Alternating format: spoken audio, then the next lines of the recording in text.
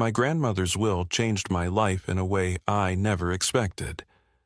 While my cousins divided an $8.5 million estate in New York, I was handed nothing but a ripped, outdated coat. They laughed at me in that lawyer's office. Dorian leaned back in his chair and smirked, asking if I planned to pawn it for lunch money. Isla whispered just loud enough for everyone to hear, saying it was fitting for someone who always lived like a stray. I held the coat in my hands, trying to hide the humiliation burning inside me. Every eye in the room was on me, waiting to see if I would break. My Uncle Victor gave me that cold little smile of his, the kind that always carried the message that I didn't belong. For a second, I considered throwing the coat in the trash on my way out of the building. But something stopped me. Something about the way my grandmother's hand had folded the fabric, as though it wasn't just a coat but a message she wanted only me to find. When I got home and ran my fingers along the lining, I felt it.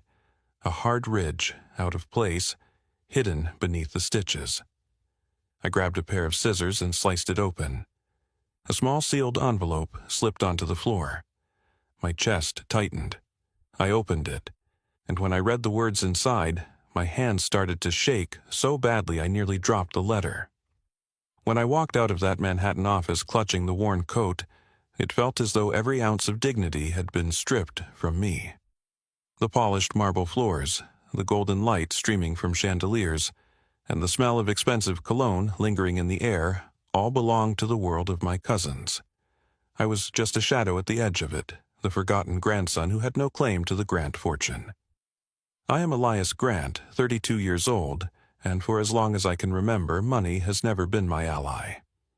I work at a small independent bookstore in Albany, surrounded by shelves of dusty novels and poetry that sell slower than the rent climbs. I make enough to keep my one-bedroom apartment, barely enough to cover groceries, and never enough to silence the question that follows me everywhere. What would my life have been if my grandmother's love had been matched with her wealth? Henrietta Grant, my grandmother, was the anchor of my childhood. She was not the kind of woman who measured people by their bank accounts. She measured them by honesty, kindness, and how they treated others when no one was watching.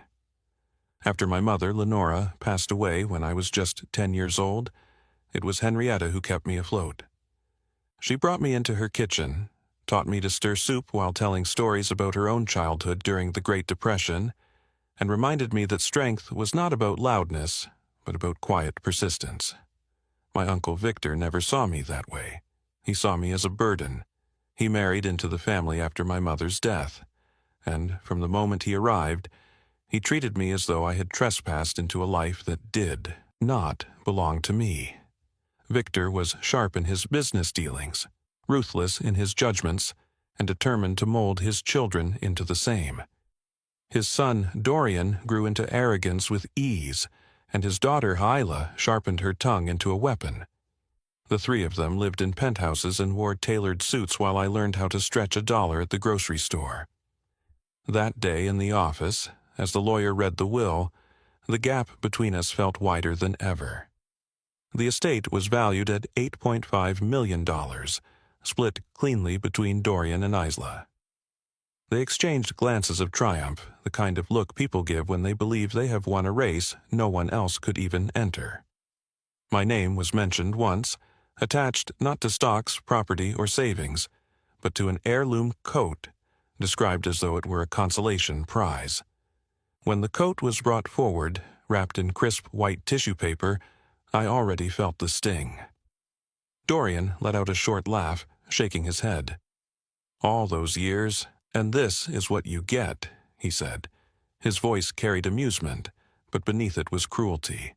Isla leaned in with a smirk, whispering just loud enough, "I guess charity cases don't need trust funds." My Uncle Victor crossed his arms and watched me, silent but satisfied. He didn't need to mock me aloud. His silence was his way of stamping the moment into permanence. I wanted to speak, to tell them that I didn't need their money, that I had something more valuable, that my grandmother's love was worth more than any check. But the words died in my throat.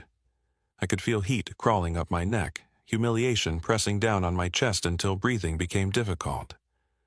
So I stood, thanked the lawyer with a voice that trembled despite my best effort, and walked out with the coat held tight against me. The city outside was alive with movement. Yellow cabs honked, steam rose from the subway grates, and people in tailored jackets hurried past with phones pressed to their ears. I felt invisible among them, carrying what everyone in that office had treated as a worthless rag. The fabric was frayed at the cuffs, the seams worn thin, and one pocket had been patched so many times it looked like a quilt.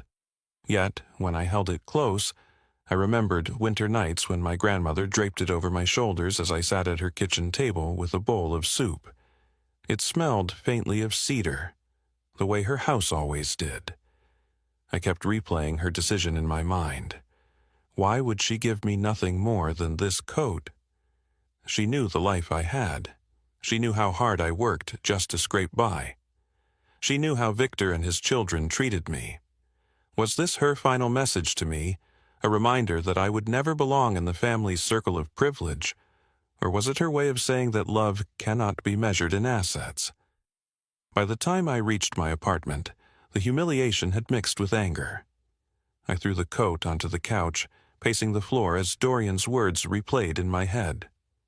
All those years, and this is what you get. I wanted to call someone, to shout into the phone, to let out the bitterness rising inside me. But I had no one to call. Friends at the bookstore would not understand. Family, outside of my grandmother's circle, had drifted years ago. The silence in my apartment was louder than their laughter. I sat down eventually, staring at the coat. The dim light from my lamp highlighted every crease in the fabric, every stitch that had held it together. I thought of her hands folding it neatly, placing it in tissue paper, making sure it would be delivered to me. My chest tightened. Maybe she had wanted me to remember her not with dollar signs but with warmth, the way she had always been to me. Still, the sting of that office was too fresh. I reached for the coat, ready to toss it into the trash. That was when I felt it. Something rigid hidden beneath the lining. My fingers traced the seam, and for the first time that day, hope sparked in the darkness. The ridged line beneath the coat's lining stayed in my mind the entire night. I had felt it clearly with my fingertips, but I had been too drained, too ashamed to cut it open right then.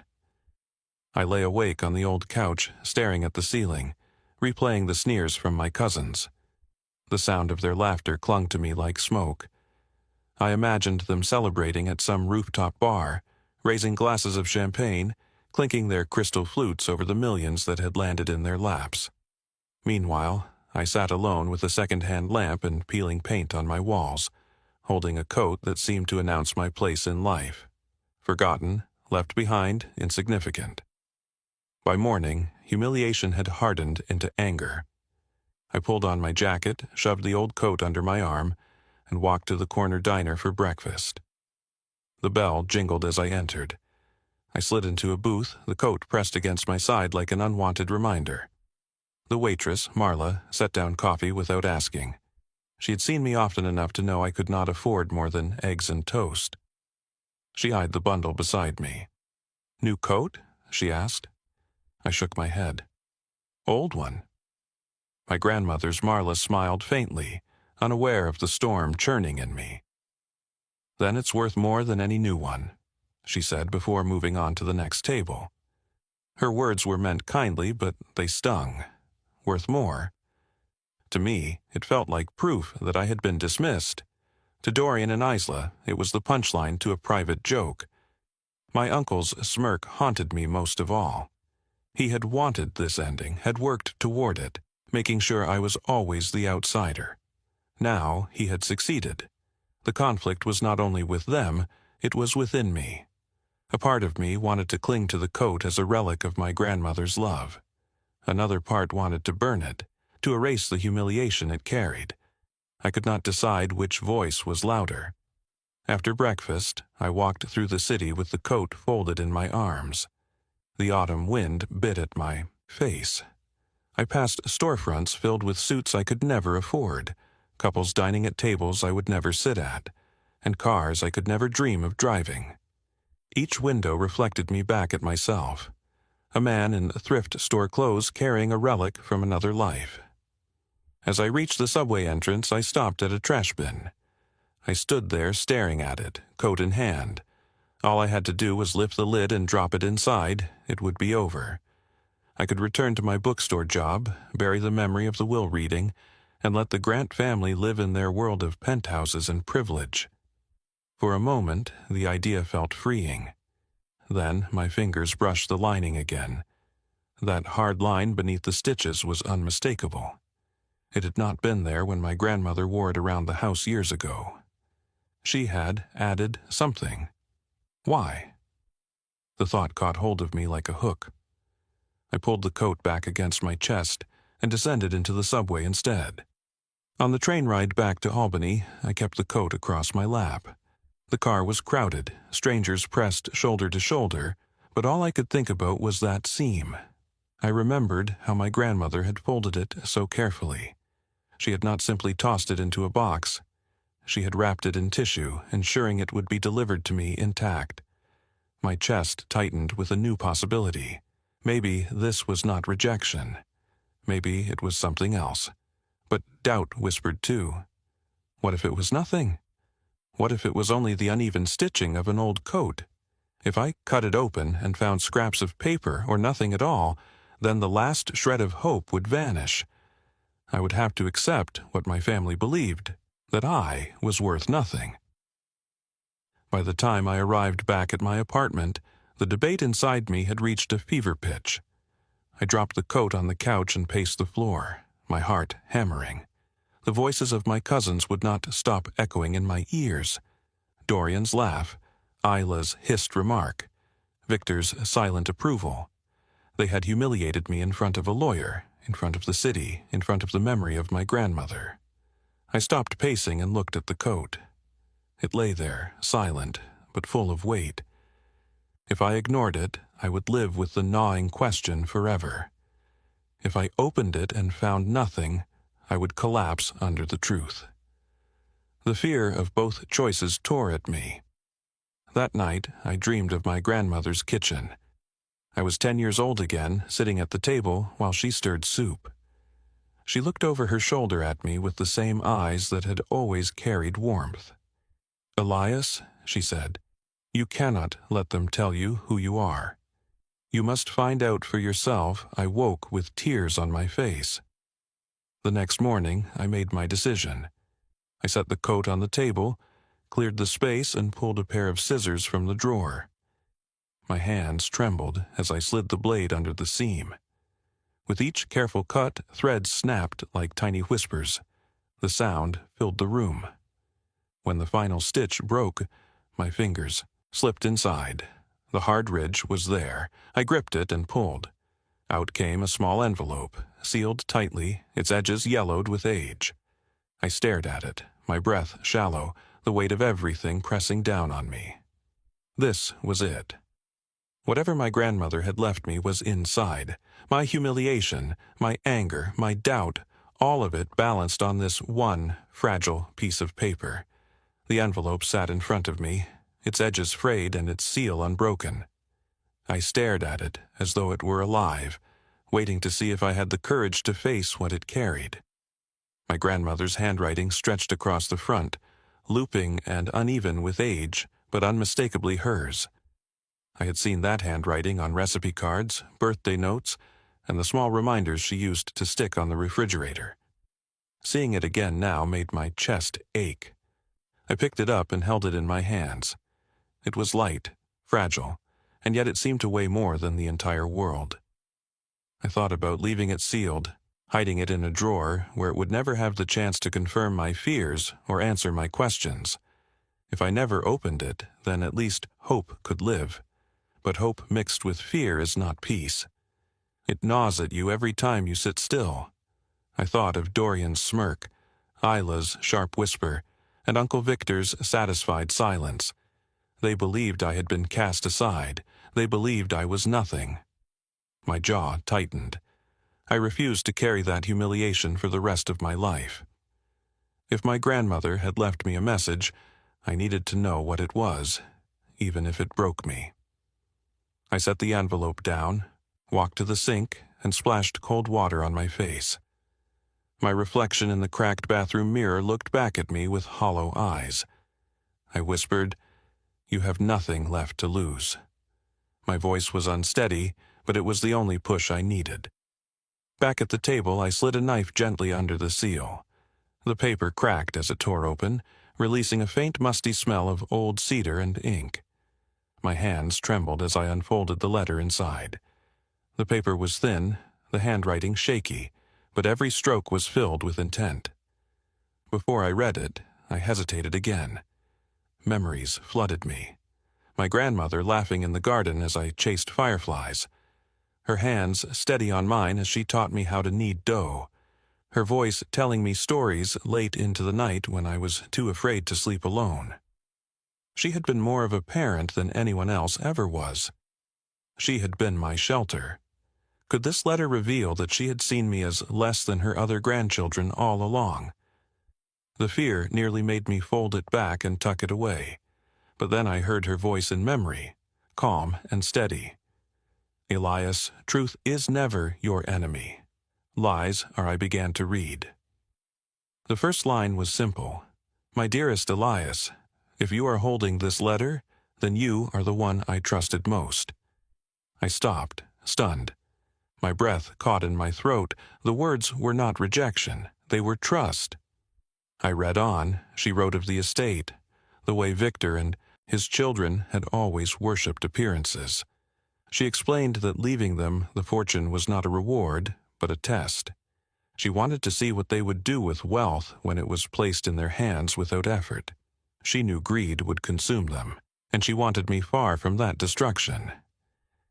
Then she revealed something that made my heart pound louder than the traffic outside. She had accounts, properties, and investments that no one else in the family knew about.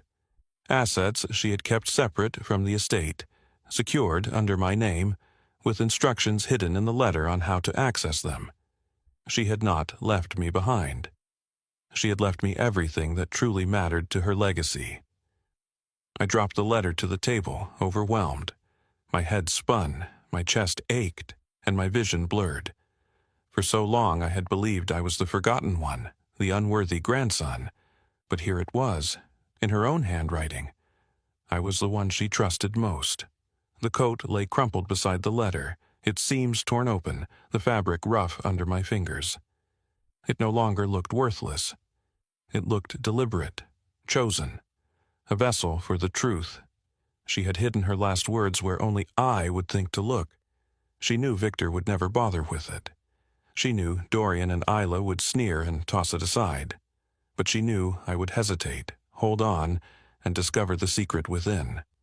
I rose from the table and paced the room, the letter clutched in my hand.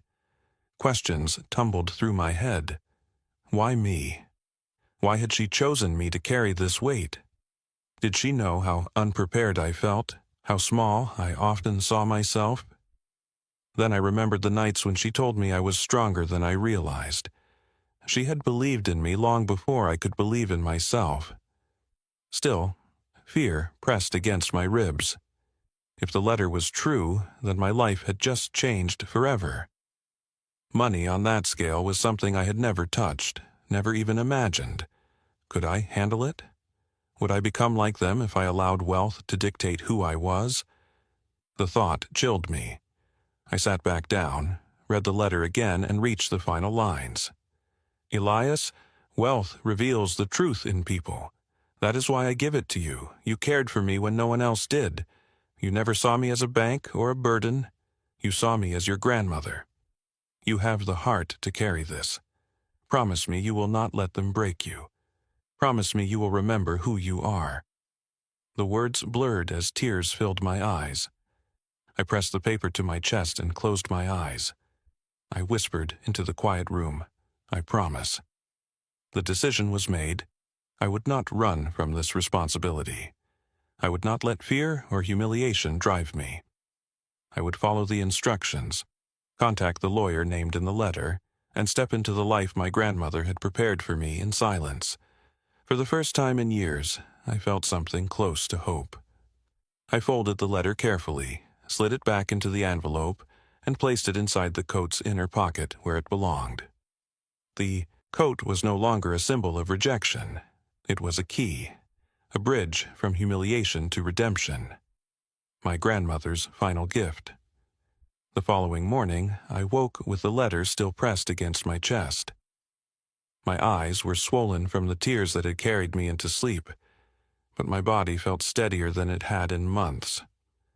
I brewed a pot of coffee, sat at the table with the letter laid out before me, and read it again, word by word, as if I needed to etch every line into my memory. The instructions were clear. My grandmother had placed a separate trust in my name, hidden from the estate, secured with the help of an attorney, whose contact information was written neatly at the bottom of the page. My hands shook as I picked up the phone. I dialed the number, half expecting it to be disconnected or answered by someone who would laugh at me for believing in a fantasy. But a calm voice greeted me. "Office of Samuel Wright," the man said. My throat tightened. "This is Elias Grant," I managed to say. I believe you may have something left for me by Henrietta Grant." There was a long pause on the other end, followed by a shift in tone. "Mr. Grant, I've been expecting this call for some time. Why don't you come in today?" The office was in a modest brick building downtown. Nothing like the marble tower where Victor and his children had celebrated their inheritance. Samuel Wright was an older man with kind eyes, the kind that reminded me of teachers who actually cared. He gestured for me to sit, then slid a folder across the desk. "Your grandmother was deliberate," he said. "She wanted to protect you, and she wanted you to carry her legacy, not just her name." I opened the folder with shaking hands. Inside were documents, property deeds, account statements, investment portfolios. Numbers swam in front of my eyes. Properties in Manhattan and Brooklyn, a farmhouse upstate, several investment accounts that had grown steadily for decades. The figures totaled more than anything I could process, far beyond the $8.5 million my cousins had fought over. My breath caught. "This can't be right," I whispered. "It is right," Samuel said gently. "She built this quietly. She told me you were the only one she trusted to see it for what it was, a tool, not a trophy. She believed the others would waste their share, but she believed you would build." Tears blurred my vision. For years, I had lived believing I was the forgotten grandson, the charity case mocked and dismissed. Now, staring at those papers, I realized my grandmother had never abandoned me. She had chosen me. I leaned back, unable to speak. The weight of humiliation, anger, and loneliness I had carried since the will reading seemed to peel away, replaced by a trembling sense of vindication. Dorian's laughter, Isla's sneers, Victor's silence, all of it lost its power. They had celebrated scraps while my grandmother had entrusted me with her true legacy. When I left the office, the city looked different. The same honking taxis, the same rushing crowds, the same cold wind between buildings, but my chest no longer felt tight with shame. For the first time in years, I walked with my head high. Later that week, I saw them again. Dorian and Isla invited me to dinner, their invitation dripping with condescension. They chose a high-rise restaurant where the chandeliers glittered, and the waiters carried plates like works of art. They wanted to gloat again.